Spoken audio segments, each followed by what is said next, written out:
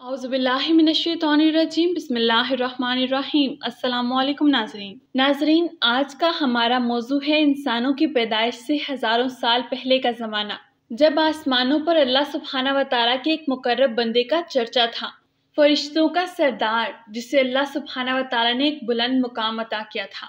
लेकिन ऐसा क्या हुआ कि उसने अल्लाह सुब्हाना व तआला से बगावत कर दी और वो अल्लाह सुब्हाना व तआला के दरबार से धुतकार दिया गया। नाज़रीन, हज़रत आदम अलैहिस्सलाम की पैदाइश से पहले आसमान पर दो किस्म की मखलूक आबाद थी, एक नूरी और दूसरी नारी। नूरी मखलूक को अल्लाह सुब्हाना व तआला ने नूर से पैदा किया था, जिन्हें मलाइका या फिर फरिश्ते कहा जाता है। ये दिन रात इबादत इलाही में मसरूफ रहा करते थे। इनके यहाँ ना औरतें होती थी और ना ही इनकी नस्ल बढ़ती थी। दूसरी मखलूक नारी यानी जिन्नात थे, जिन्हें अल्लाह सुब्हाना व तआला ने आग से पैदा किया था। उनके यहाँ औरतें भी होती थीं और उनकी नस्ल खूब बढ़ती थी। अल्लाह सुब्हाना व तआला ने उन्हें अपनी हम्द व सना और इबादत के लिए पैदा किया था। ये सब अल्लाह सुब्हाना व तआला के आसमानी लश्कर में शामिल थे। उन्हें अल्लाह सुब्हाना व तआला ने इस मकसद के लिए बनाया ताकि वो अपने खालिक व मालिक को जान सके, पहचान सके और हमेशा उस रब्बे कायनात की इबादत कर सकें। मुसलमान होने की हैसियत से हमारे ईमान बिल गैब का ये तकाजा है कि इन मखलूक़ात के बारे में जो कुछ कुरान और हदीस से साबित है, उस पर बिना किसी कमी बेशी और शक के ईमान लाए। उन्हीं मखलूक़ात में से एक मुअज़्ज़ज़ मखलूक इज़ाज़ील था। इज़ाज़ील का मतलब है खुदा ताला का अजीज़, अल्लाह सुब्हाना व तआला का पसंदीदा और मुकर्रब। उसे अल्लाह सुब्हाना व तआला ने आग के शोलों से पैदा किया था। हज़रत आदम अलैहिस्सलाम की पैदाइश से 144,000 साल पहले समूम जिन की पैदाइश हुई। ये अबुल जिन्नात यानी जिन्नात का बाप था। अल्लाह सुब्हाना व तआला ने समूम जिन को ज़मीन पर भेज दिया, जहाँ ज़मीन पर 300 साल बाद उसे जिनसे मुखालिफ मिली और उससे उसने शादी कर ली। वक्त गुजरने के साथ साथ कसीर तादाद में उनकी औलादें हुई। इब्तिदा में तो ये जिन्नात अल्लाह सुब्हाना व तआला के अताअत गुजार और फरमाबरदार थे, लेकिन बहुत जल्द ये सरकश और नाफरमान हो गए।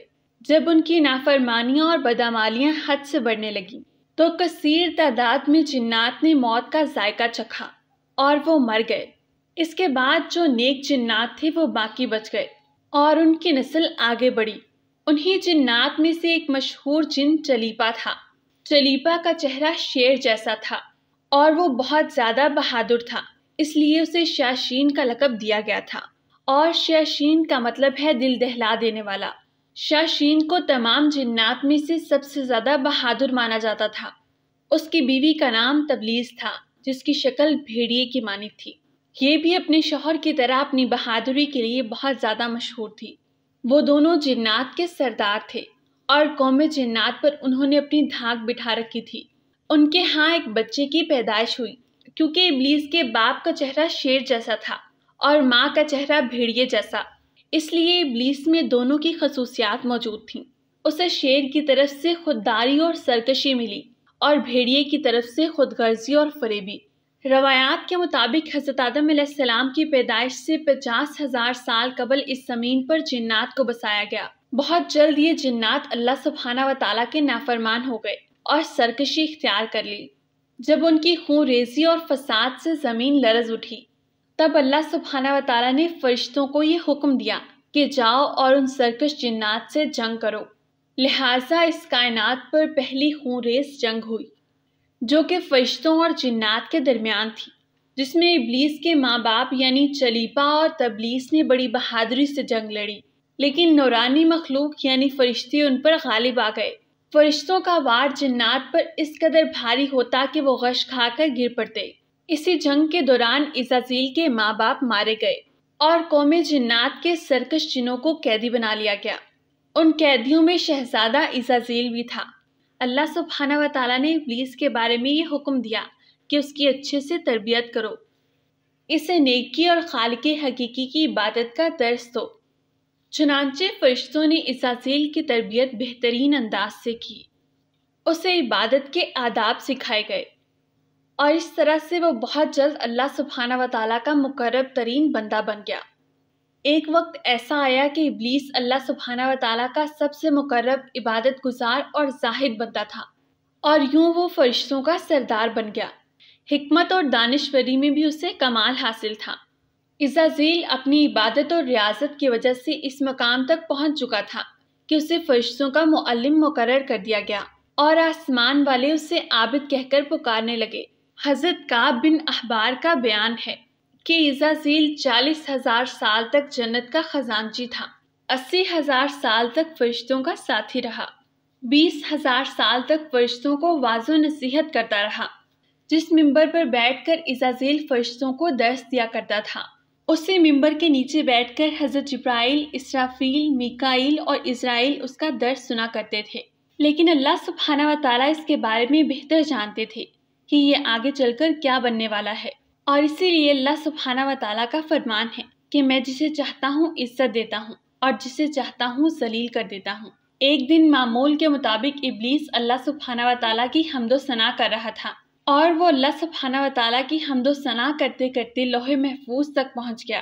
یہ وہاں دیکھتا ہے کہ اس پر یہ لکھا ہوا ہے کہ ہمارا ایک بندہ ایسا بھی ہے جسے ہم ہزاروں نعمتوں سے نوازیں گے، زمین سے اٹھا کر آسمان تک پہنچا دیں گے، یہاں تک کہ جنت میں داخل کر دیں گے، لیکن ہم اسے ایک حکم دیں گے جس کا وہ انکار کرے گا اور بغاوت پر اتر آئے گا۔ اور اس نے لوح محفوظ میں اعوذ باللہ من الشیطان الرجیم پڑھا۔ ابلیس اس تحریر کو پڑھ کر 2000 سال تک روتا رہا کہ آخر ایسا کون بدبخت ہوگا جو اللہ سبحانہ و تعالیٰ کے حکم کی نافرمانی کرے گا۔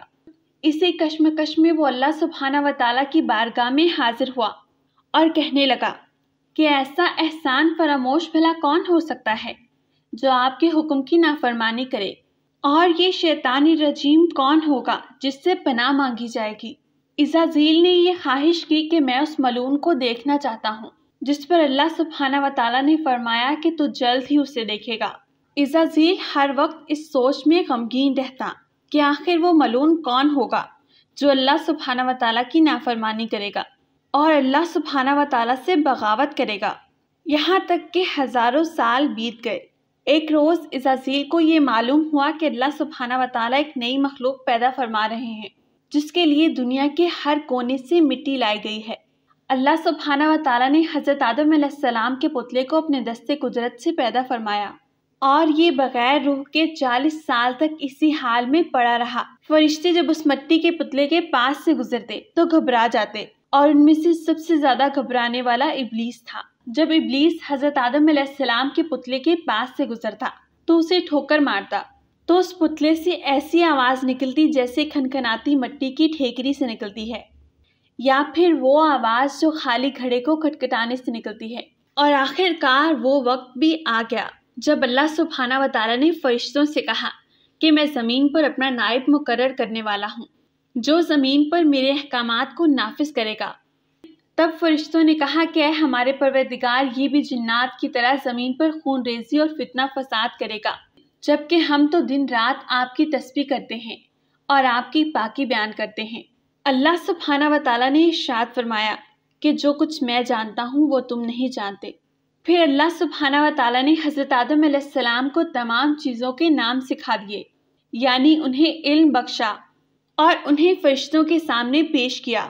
اللہ سبحانہ و تعالیٰ نے فرشتوں سے کہا کہ اگر تم سچے ہو تو مجھے ان چیزوں کے نام بتاؤ۔ فرشتوں نے کہا ہمارے پروردگار آپ پاک ہیں، ہم تو صرف اتنا ہی جانتے ہیں جتنا آپ نے ہمیں بتایا ہے۔ پھر اللہ سبحانہ و تعالیٰ نے حضرت آدم علیہ السلام سے فرمایا کہ اے آدم، اب تم ان چیزوں کے نام بتاؤ۔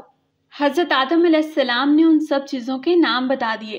پھر اللہ سبحانہ و تعالیٰ نے ارشاد فرمایا کیا میں نے تمہیں نہیں کہا تھا کہ میں آسمانوں اور زمینوں کی پوشیدہ باتیں جانتا ہوں، اور جو تم ظاہر کرتے ہو اور جو تم چھپاتے ہو وہ سب جانتا ہوں۔ پھر فرشتوں کو یہ حکم دیا گیا کہ حضرت آدم علیہ السلام کو سجدہ تعظیمی کرو، لہٰذا سب فرشتوں نے اللہ سبحانہ و تعالیٰ کے حکم پر حضرت آدم علیہ السلام کو سجدہ کیا، مگر عزازیل نے سجدہ کرنے سے انکار کر دیا۔ اللہ سبحانہ و تعالیٰ نے فرمایا کہ تجھے سجدہ کرنے سے کس چیز نے روکے رکھا جبکہ میں نے تمہیں سجدہ کرنے کا حکم دیا؟ وہ کہنے لگا کہ میں اس سے بہتر ہوں کیونکہ آپ نے مجھے آگ سے بنایا ہے اور اسے کھنکھناتی گلی سڑی مٹی سے بنایا ہے۔ میں ایسا نہیں کہ میں اس انسان کو سجدہ کروں جسے آپ نے کھنکھناتے ہوئے گلے سڑے گارے سے پیدا کیا ہے۔ इब्लीस ने जानते बूझते अल्लाह सुब्हाना व तआला के हुक्म की नाफरमानी की और फिर शर्मिंदा होने के बजाय उस पर डट गया।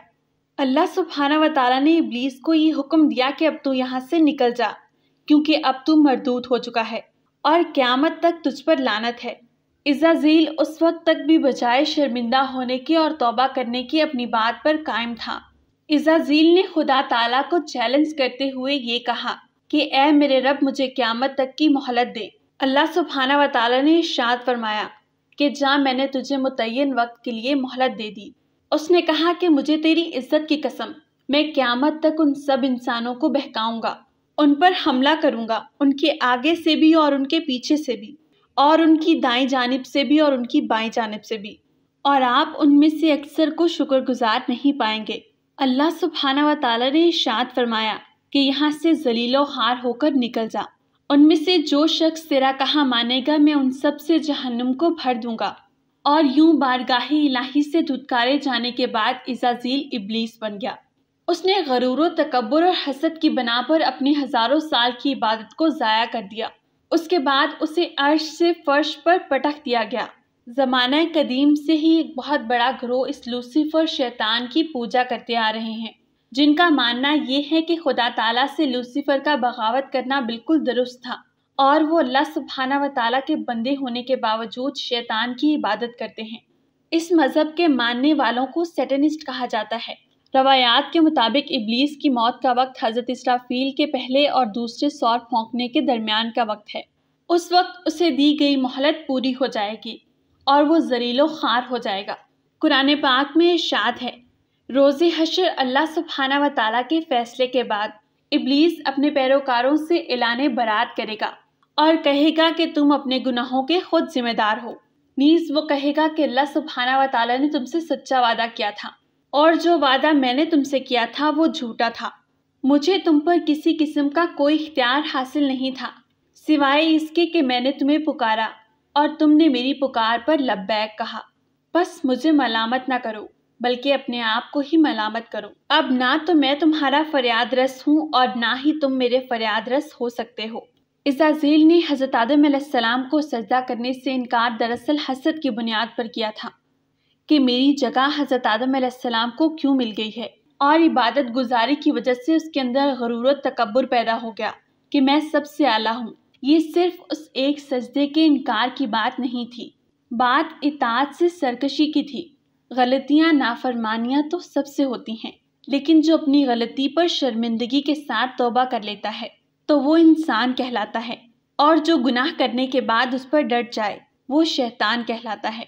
नाज़रीन, मैं उम्मीद करती हूँ कि मेरी आज की वीडियो आपको पसंद आई होगी। इंशाल्लाह एक नेक्स्ट वीडियो में एक नए टॉपिक के साथ फिर से हाजिर होंगी। तब तक के लिए अल्लाह निगहबान।